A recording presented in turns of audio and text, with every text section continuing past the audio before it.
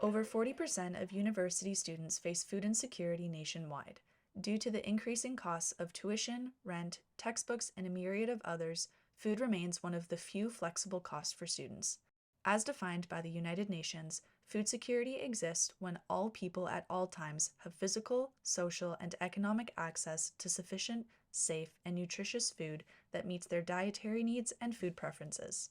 A report from the Alma Mater Society said that visits to the AMS Food Bank had increased nearly 500% since 2019. Hundreds of students across UBC campus walked out to voice their concerns about food insecurity. In their words, they are hungry for change. This hunger presents itself in many forms. Students who face food insecurity are less likely to perform well academically. They are also more susceptible to illness and exhaustion due to a lack of necessary vitamins and minerals. Whether it be low intake of or the consumption of low quality foods, food insecure students are at risk for not meeting their micronutrient needs. This is the problem of hidden hunger. To better understand the needs of UBC students, we organized 3 household potlucks. The potlucks were intended to give these students the opportunity to share their personal experiences living and studying in one of the most expensive cities in the world. Here we had the chance to explore what food security, community eating, and access to culturally relevant food means for them.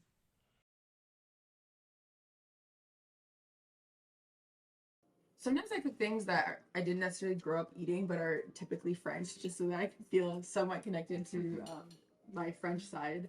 So recently, for example, I made French onion soup. I bought the ingredients to make ratatouille and all that jazz. And 2 weeks ago or so, I made like a West African stew, West African peanut stew that was inspired by what my mom used to make when I was a kid. That I absolutely cannot replicate. I also don't have the ingredients to replicate, and I remade it. Made a whole batch.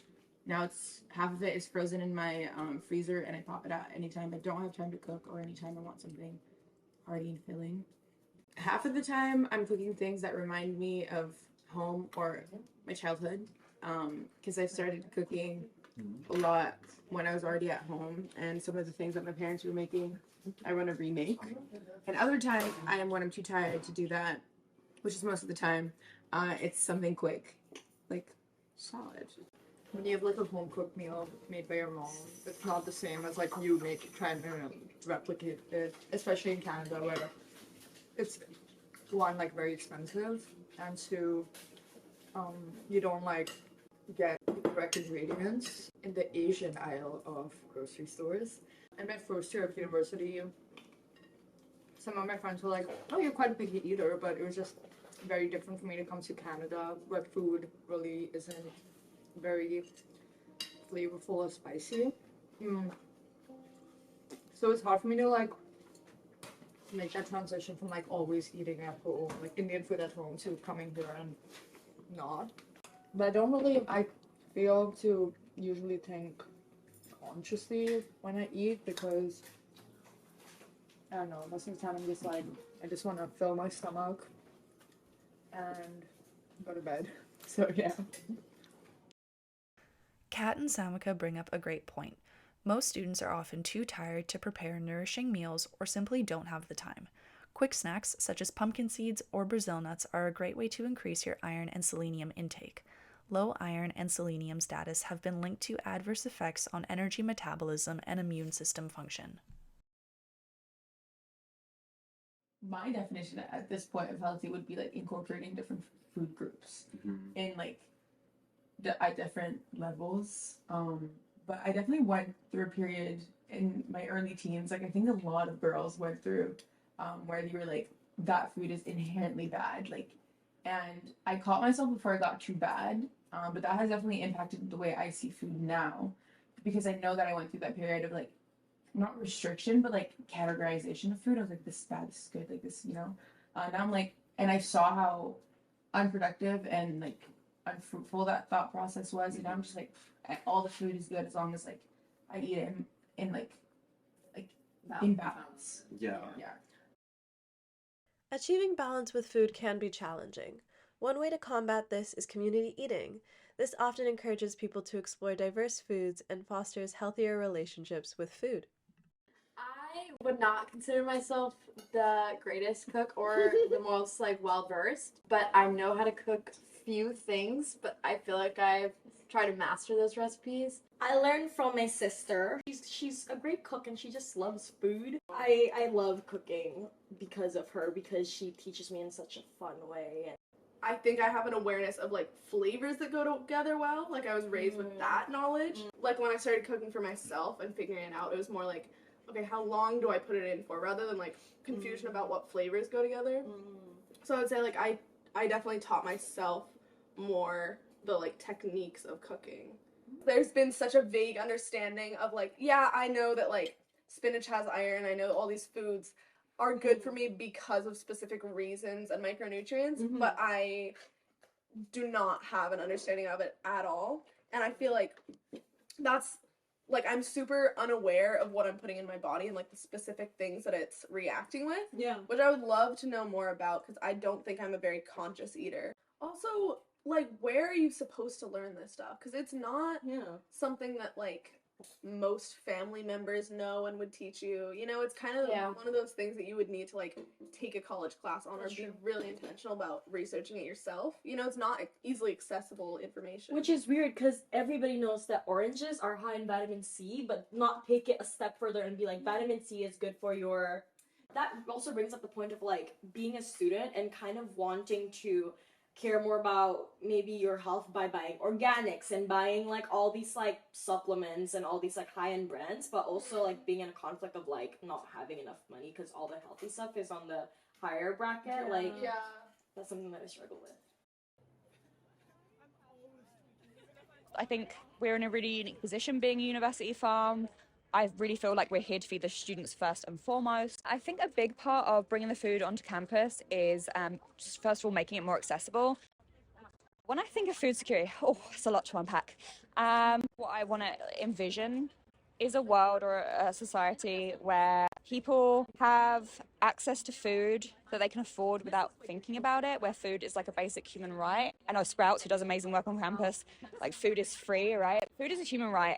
For me, food security is about really going back to food being something that is for everyone, like local, nutritious, like grown with good practices, sustainable for the earth food.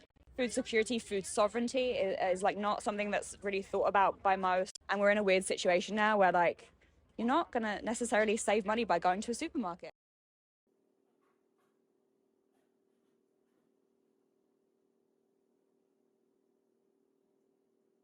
Eating mostly at home, you spend so much money. Yeah. Like, grocery shopping is really expensive, and like obviously eating out is as well, but it's like because it's like split up, doesn't seem as expensive. Yeah.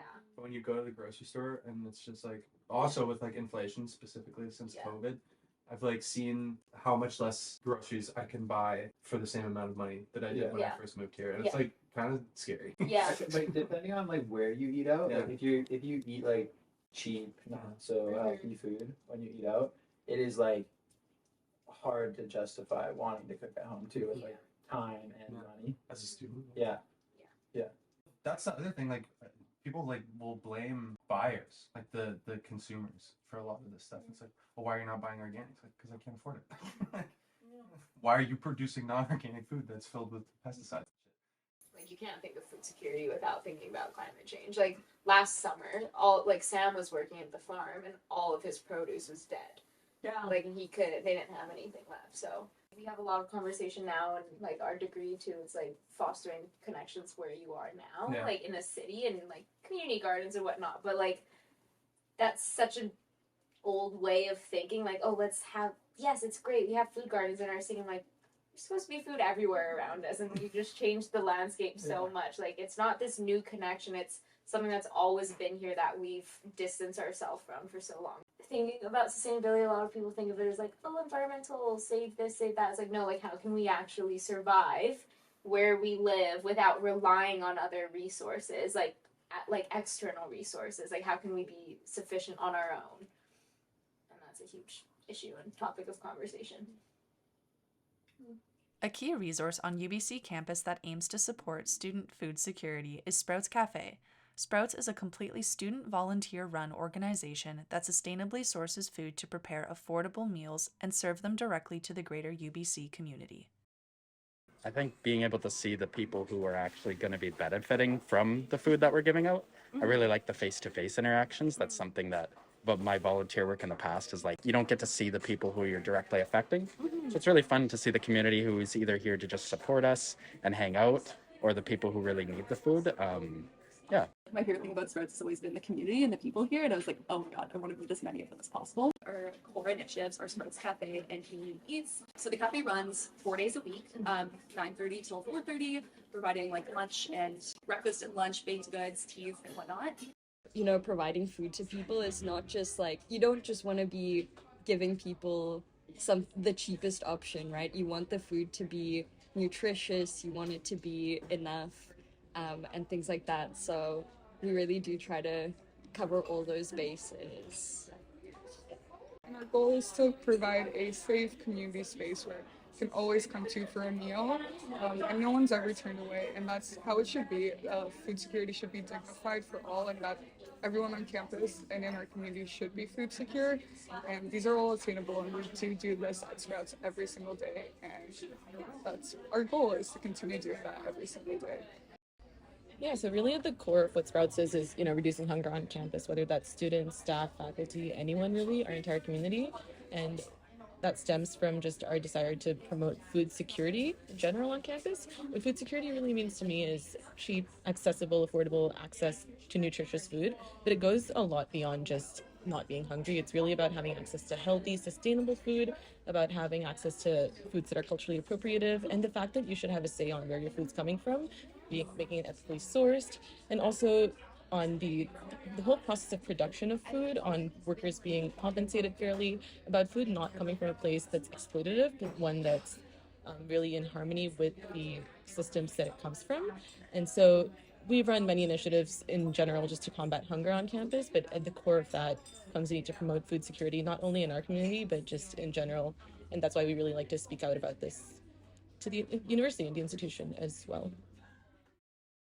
Significant changes must be made within institutions and governments to provide students with resources to live and learn well.